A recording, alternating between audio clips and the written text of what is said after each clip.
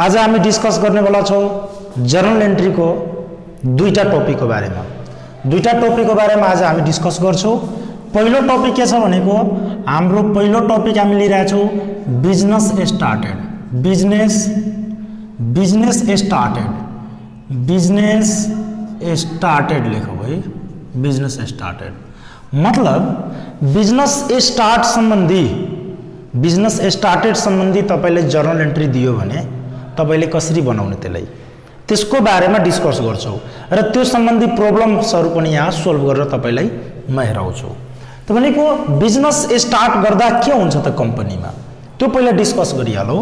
त business start गर्दा तपाई कुनै बिजनेस स्टार्ट गर्न गइरहनु भएको छ भने तपाईले के गर्नुहुन्छ त बिजनेस स्टार्ट गर्दा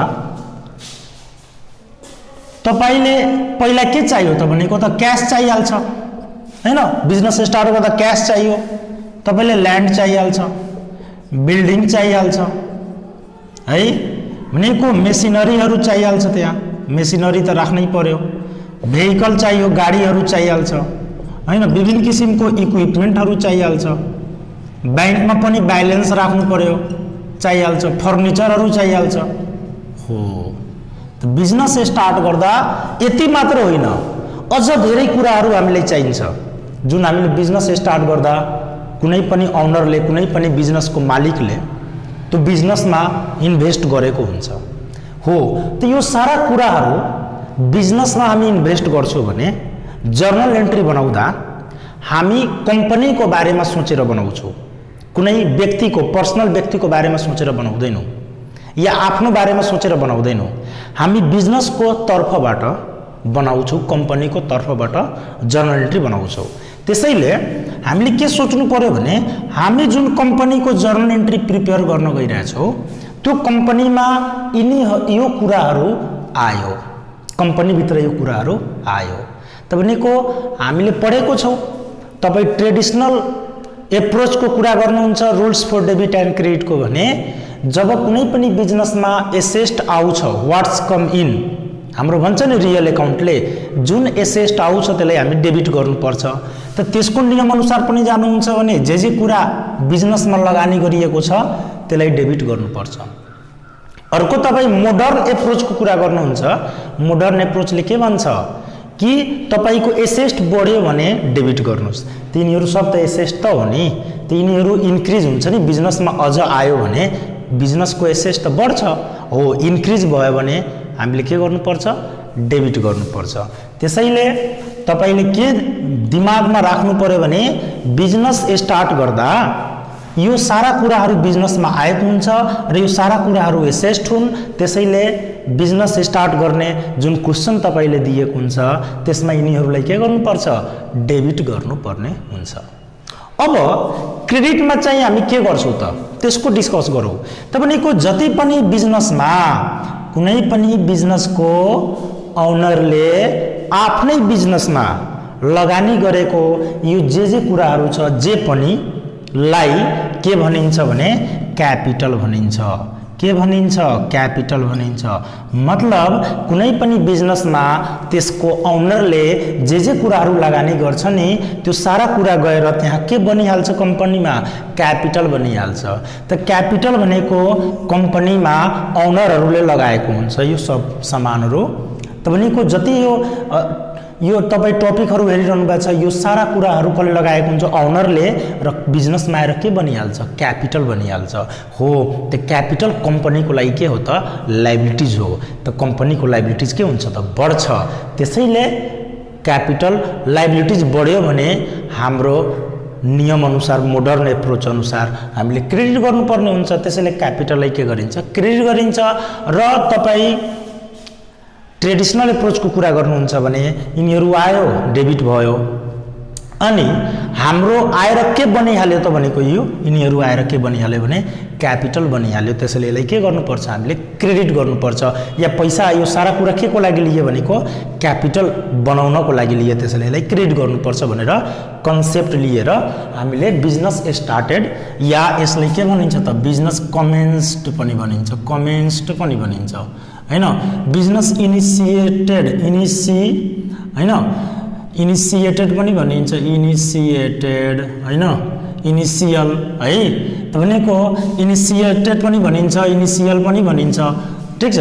भनेको यो कमेन्स्ड, इनिसिएटेड या भनेको स्टार्टेड एउटै कुरा हो, ठीक छ। भनेको यिनीहरू स्टार्ट गर्छ भने यो कन्सेप्ट लिएर हामीले यसको जर्नल एन्ट्री प्रिपेयर गर्न सक्छौँ। जस्तै म इक्जाम्पल यहाँ दिन्छु, पहिलो इक्जाम्पल जस्तै यहाँ भनिदिन्छ Ram started business, Ram started business with भनिदिन्छ क्यास रे रुपिज भनौँ न 5 लाख। रामले 5 लाख इन्भेस्ट गरेर बिजनेस स्टार्ट गर्यो। त राम यो बिजनेसको को हो त भनेको डाइरेक्टर हो, मालिक हो, ओनर हो। त ओनरले कुनै पनि बिजनेसमा जुन जुन कुराहरू इन्भेस्ट गर्छ त्यो सब गएर बिजनेसमा के बनिहाल्छ त क्यापिटल बनिहाल्छ र त्यसलाई क्यापिटल पनि भनिन्छ। हो त बिजनेसलाई के आयो, के आयो त्यो क्यास आयो, जे लगानी गरेको हुन्छ त्यो आउँछ। त्यसैले यसमा कन्सेप्ट के बनाउने कि बिजनेस स्टार्ट गर्ने बेलामा जुन जुन कुराहरू उसले लगानी गर्छ त्यसलाई डेबिट गर्नुपर्छ यहाँ कन्सेप्ट अनुसार। त्यसैले के लगानी गरेको छ यसमा क्यास, त यहाँ क्यास अकाउन्ट के हुन्छ त डेबिट 5 लाख।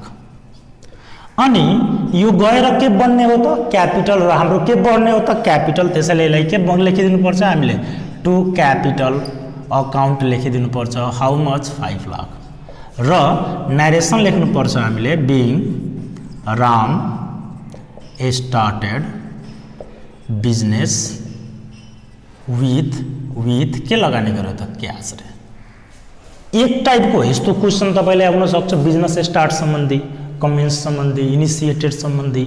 र अर्को के टाइपको आउन सक्छ भने यहाँ मात्र क्यास लगानी गरेर नि बिजनेस स्टार्ट गरेको हेराइयो, तर भनेको अझ धेरै कुराहरू जस्तै मैले यहाँ इक्जाम्पल दिएँ नि, यति कुराहरू अझ योभन्दा बढी पनि कुराहरू इन्भेस्ट गरेर बिजनेस स्टार्ट गर्न सकिन्छ। त योभन्दा बढीको पनि तपाईले सो गर्न सक्छ, हेराउन सक्छ। जस्तै त्यस्तो पनि क्वेसन यहाँ म एउटा लेख्छु। यहाँ इक्जाम्पल मोहन स्टार्टेड या कमेन्स्ड भनौँ न, मोहन कमेन्स्ड भनेको स्टार्टेड बिजनेस हैन, business with cash rupees 10 lakh. Cash लगानी गर्यो 10 लाख, मेसिनरी लगानी गर्यो, मेसिनरी रुपिज 5 लाख एन्ड यहाँ यसलाई अलि मेटाउँछु है, एन्ड फर्निचर रुपिज 2 लाख। ल धेरै कुरा, यति मात्र होइन धेरै कुरा पनि लगानी गर्न सक्छ, ठिक छ। हो तपाईँको यस्तोको जर्नल कसरी बनाउने त मोहनले कमेन्स्ट गर्यो, के इन्भेस्ट गर्यो त क्यास बिजनेसमा आयो, मेसिनरी बिजनेसमा आयो, अनि फर्निचर पनि बिजनेसमा आयो। त्यो के सिद्धान्त बनाउनु पर्यो, के रुल्स बनाउनु पर्यो भने जुन जुन कुराहरू इन्भेस्ट गरेर बिजनेस स्टार्ट गरिन्छ त्यो सबलाई हामीले के गरिदिनु पर्छ डेबिट गरिदिनु पर्ने हुन्छ। ओके, त्यो के लगानी गर्यो त भनेको क्यास। त्यसैले यहाँ लेखौ cash account DR how much 10 lakh. अनि त्यसपछि अर्को के छ त मेसिनरी, त्यहाँ के लेखौ त machinery account DR how much 5 lakh. Machinery account debit लेख्नु पर्छ, अकाउन्ट डिआर। अनि त्यसपछि अर्को के छ त फर्निचर, त्यसलाई पनि डेबिट गरौँ, फर्निचर अकाउन्ट डिआर कति छ त भनेको 2 लाख। अनि त्यसपछि 2 यो सारा गएर कम्पनीमा के बनिहाल्यो त क्यापिटल बनिहाल्यो। त 2 के लेख्नु पर्छ त यहाँ क्यापिटल अकाउन्ट कति भयो त 10 लाख अनि 5 लाख अनि 2 लाख 17 लाख, मतलब 17 लाख यहाँ भइहाल्यो।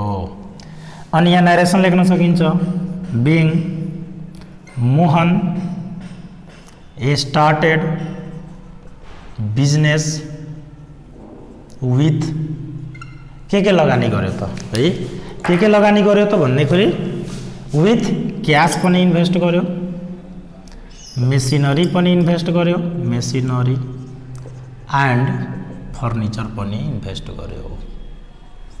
सकिन्छ।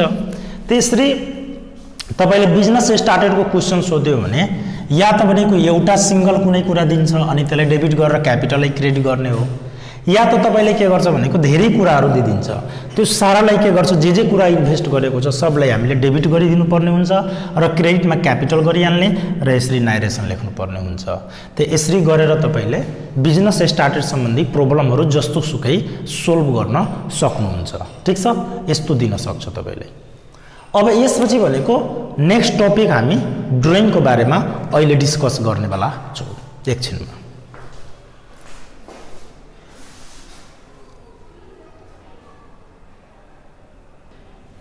अब हामी डिस्कस गर्नेवाला छौँ ड्रइङको बारेमा। ओके, त भनेको सेकेन्ड टपिक हो हाम्रो drawing.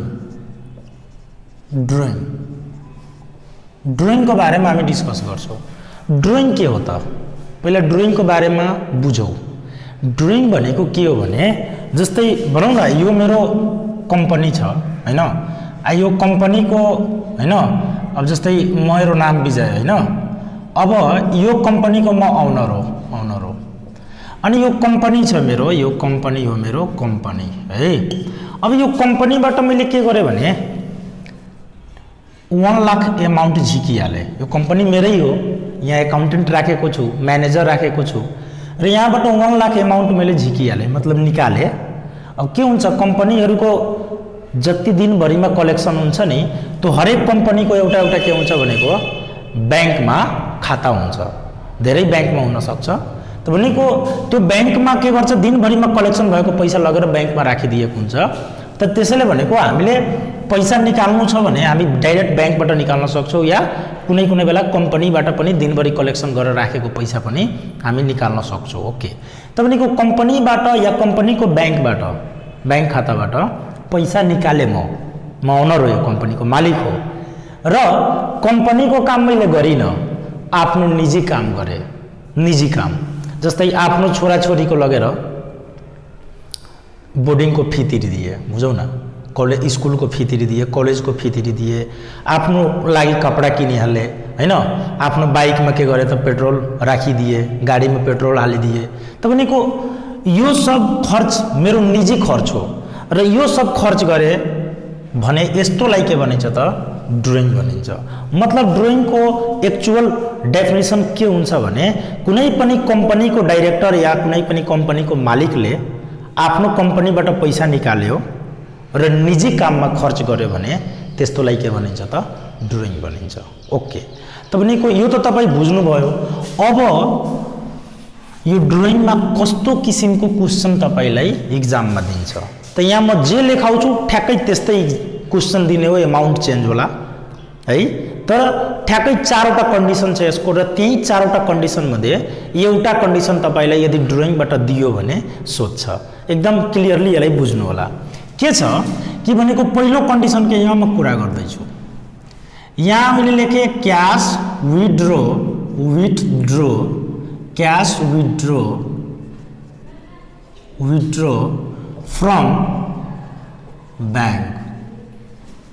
From bank of rupees 2 lakh for personal use or private use or domestic use। बुझ्नुहोस् है, cash withdraw from bank of rupees 2 lakh, 2 lakh को पैसा हामी कहाँबाट निकाले त ब्याङ्कबाट निकाले। मतलब कम्पनीको ब्याङ्कमा खाता छ अनि त्यहाँबाट 2 लाख रुपियाँ निकाले। कुन कुन युजको लागि, या त पर्सनल युज भन्न सक्छ तपाईँलाई, या के भन्न सक्छ प्राइभेट युज भन्न सक्छ, या डोमेस्टिक युज भन्न सक्छ। पर्सनल भनेको निजी कामको लागि, प्राइभेट पनि निजी काम नै हो, डोमेस्टिक पनि घरको काम भनेको निजी कामको लागि।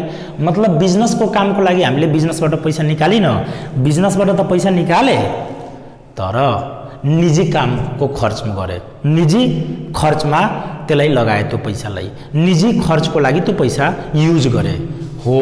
त भनेको या पर्सनल युज, प्राइभेट युज या डोमेस्टिक युज तपाईँको क्वेसनमा दिएको छ र पैसा ड्रो गरिएको छ, विथड्रो गरिएको छ, ब्याङ्कबाट निकालिएको छ, पर्सनल युज, प्राइभेट युज या डोमेस्टिक युजमध्ये कुनै तिनटैमध्ये कुनै एउटा क्वेसनमा दिएको छ भने हामीले बुझ्नुपर्छ यो ड्रइङवाला केस हो। त यस्तो कन्डिसनमा के हुन्छ त कम्पनीको पैसा जान्छ, त कम्पनीको पैसा जान्छ तर कम्पनीको काम भएको छैन, त यसलाई हामी के मान्छौँ भनेको खर्च मान्छौँ। ठिक छ, त हामीले मोडर्न एप्रोच अनुसार पनि पढेकै हो कि खर्च बढ्यो भने डेबिट हुन्छ, अनि तपाईको ट्रेडिसनल एप्रोच अनुसार कुरा गर्नुहुन्छ भने तपाईले के गर्नुभयो, खर्च गर्नुभयो र नोमिनल एकाउन्टले के भन्छ, खर्चलाई डेबिट गर्नुपर्छ हो। त्यसैले कुनै पनि एप्रोच अनुसार यहाँ ड्रइङ भनेको भएको हो, किनभने personal use, private use, domestic use भएको छ र त्यसैले यसलाई हामीले डेबिट गर्नुपर्ने हुन्छ। त यहाँ लेख्नु पर्यो drawing account DR how much त 2 लाख। अनि 2 कहाँबाट पैसा आयो त बैंकबाट पैसा आयो, त बैंक बैलेंस कमी भयो मतलब बैंक हाम्रो एसेस्ट हो, एसेस्टमा के आयो त कमी आयो, त एसेस्ट घट्छ भने के हुन्छ त क्रेडिट हुन्छ। तपाई मोडर्न एप्रोच अनुसार सोच्न सक्नुहुन्छ, अर्को तपाईले ट्रेडिसनल अनुसार सोच्नुहुन्छ भने बैंकबाट पैसा गयो, त बैंकबाट पैसा गयो त हाम्रो सम्पत्ति के भयो त गयो भने क्रेडिट हुन्छ, सम्पत्ति आयो भने डेबिट, गयो भने क्रेडिट। त्यसैले यहाँ के लेख्नुपर्छ, टु बैंक अकाउन्ट लेख्नुपर्छ, कति लाख त 2 लाख। अनि नरेसन लेख्न सक्नुहुन्छ, being cash withdraw from bank for कुन युज छ रे त पर्सनल युज, अर्को के छ त या प्राइभेट युज, अर्को के हुन सक्छ और डोमेस्टिक युज। यो तीनटै एकैचोटि दिँदैन, यो तीनटा मध्ये कुनै एउटा दिन्छ तपाईले। यो पहिलो केस। अर्को केस हुन सक्छ cash withdraw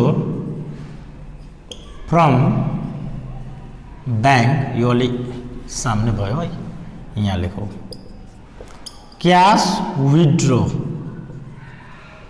from bank of rupees 1 lakh for office use भनिदियो।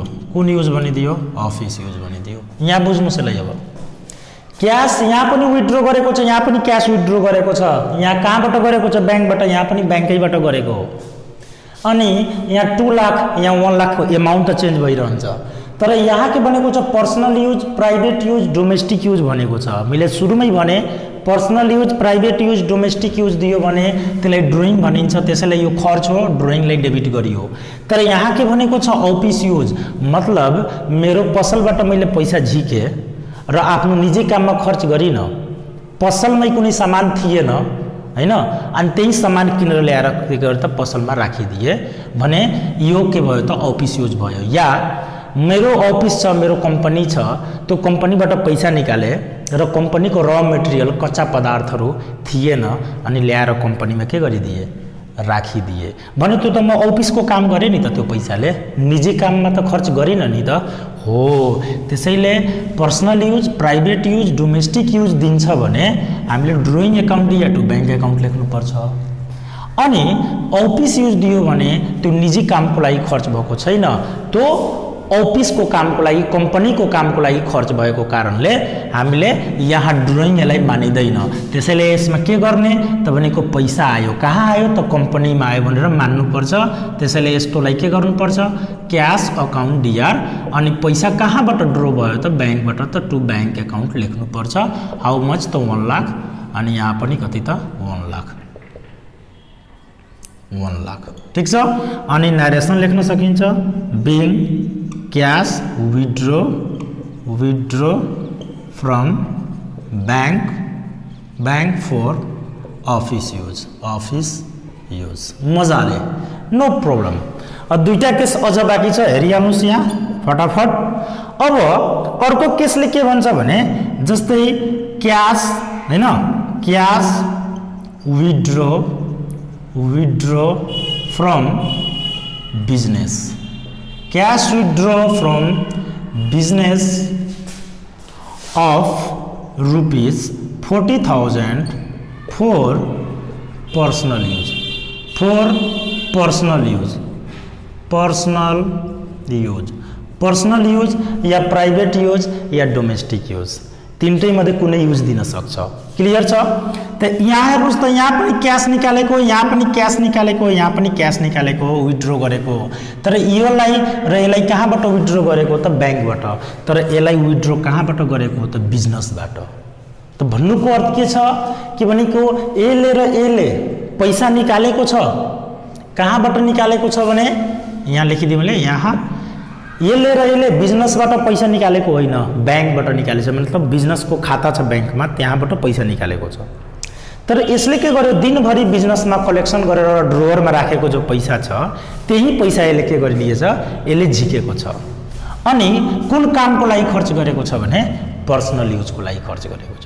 तपाईँ हेर्नुहुन्छ भने यो क्वेसन र यो क्वेसन सेम हो, एउटै फरक हो। यहाँ पैसा ब्याङ्कबाट निकालिएको हो, यहाँ पैसा बिजनेसबाट निकालिएको हो। यो पनि पर्सनल युज हो, यो पनि पर्सनल युज हो, क्वेसन एउटै हो। तर यहाँ के छ भनेको झिकेको मात्र फरक छ। तपाईँ यो ब्याङ्कबाट झिकिएको हो, यो तपाईँको बिजनेसबाट झिकेको हो।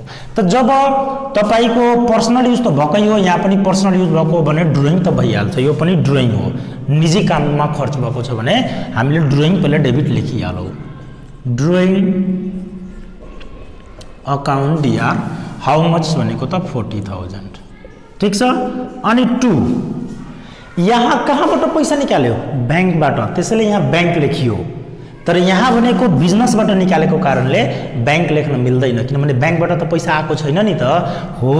त जब बिजनेसबाट भनिदिन्छ पैसा निकालियो भने त्यहाँ के लेख्नुपर्छ, क्यास लेख्नुपर्छ। To cash account how much 40,000।